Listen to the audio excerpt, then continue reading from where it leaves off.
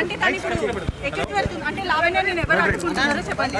ఇప్పుడు మీరందరూ కూడా దయచేసి రాస్తారు అక్కడ నుంచో పెట్టండి, మా ఇద్దరిని మాట్లాడుకోనివ్వండి ఒక నిమిషం. మరి 10 సంవత్సరాలు ఉన్న మనిషి ఒకసారిగా నన్ను మాట్లాడనివ్వకుండా చూడనివ్వకుండా చేస్తున్నారు. నేను ఎలా బతుకున్నాను? ఎవరు చూడనీయకుండా చేస్తున్నారు అందరూ అండి. మరి తను సపోర్ట్ చేసే వాళ్ళు అందరూ అవ్వచ్చు, ఎవరైనా అవ్వచ్చు. ఇప్పుడు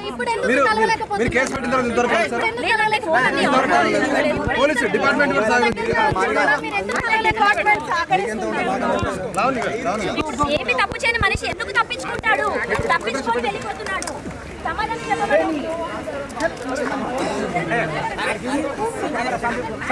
వెళ్ళనివ్వండి, వెళ్ళనివ్వండి, వెళ్ళనివ్వండి. మీకు పెళ్ళైంది కదా, మీ భర్త మిమ్మల్ని వదిలేస్తే ఏంటి? నా భర్త నన్ను వదిలేశాడు, నాకు నా భర్త కావాలి, నాకు నా భర్త కావాలి. అన్ని అయ్యాయండి, 10 ఏళ్ళు ఉన్నామండి. 10 ఏళ్ళు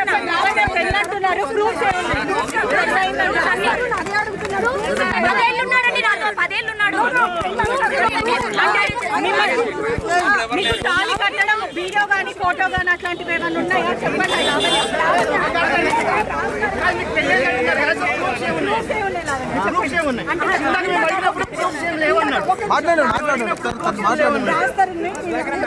పెళ్లి గురించి రాస్తారని ఏం చెప్పాడంటే చూపించిందా అని అడిగాడు.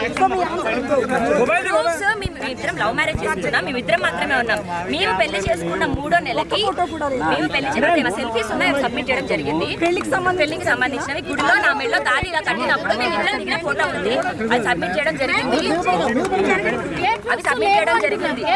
10 ఏళ్ళు నాతో ఉన్నాడు, అదే పెద్ద ప్రూఫ్ అండి. అన్ని ఉన్నాయి, చేసేసామండి, అన్ని సబ్మిట్ చేసాము, అన్ని చేసాము. కేసు అయింది, ఎఫ్ఐఆర్ అయింది.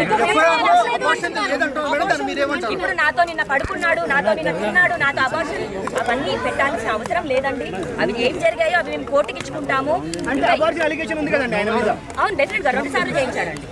పిల్లలు అప్పుడే వద్దు అని 2 సార్లు చేయించాడు.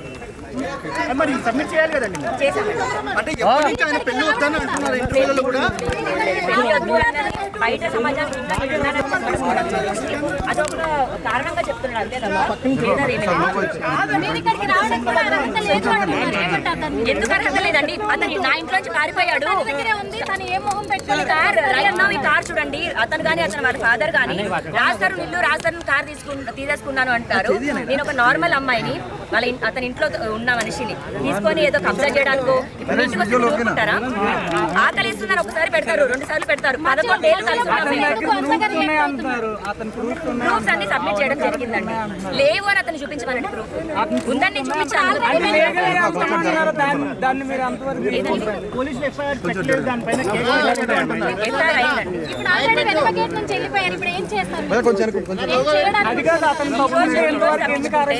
ఈ రోజు తప్పించుకుంటే రేపు దొరుకుతాడు కదండి. రేపు వెళ్తాను, అతను నాకు సమాధానం చెప్పనంత వరకు నేను వదలను.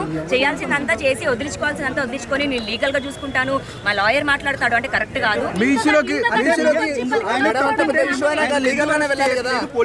అదే అండి, ఇప్పుడు ఎందుకు అరెస్ట్ చేయట్లేదు అన్నది డెఫినెట్ గా. ఇప్పుడు అతను మరి అన్నది నాకు తెలీదు. నేను ఒక కామన్ అమ్మాయిని, నేను బయటకు వచ్చి న్యాయం కోసం పోరాడింది, మీడియా హెల్ప్ తీసుకుంది.